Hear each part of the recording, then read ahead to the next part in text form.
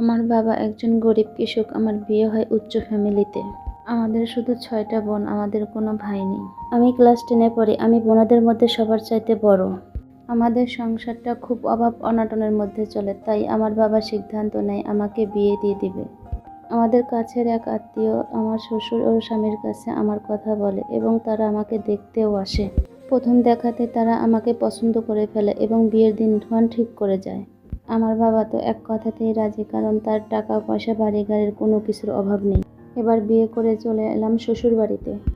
বিয়ের গাড়ি থেকে নামিয়ে আনলো আমার ননদ এবং বাসর ঘরে পৌঁছেও দিল আমার ননদ।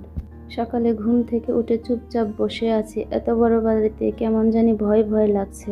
এ বাড়িতে আসার পরে আমার শাশুড়ির সাথে এখনো দেখা হয় নাই। বেলা 11টার সময় আমার শাশুড়ি মা আমার সাথে দেখা করতে আসলো। এসেই সে আমাকে বলল, দেখি তোমার বাবার বাড়ি থেকে কি কি দিয়েছে। আমার শাশুড়ির কথা শুনে আমি চুপচাপ বসে রইলাম, কারণ আমার বাবার দেওয়ার মতো কোনো কিছুই তেমন নেই। আমার শাশুড়ির কথা শুনে আমার স্বামী ঘুম থেকে লাফিয়ে উঠে পড়ল। তো আমার গল্প আপনাদের কাছে কেমন লাগলো অবশ্যই কমেন্টে জানাবেন। বেশি বেশি লাইক দিবেন, ফলো দিবেন। আল্লাহ হাফেজ।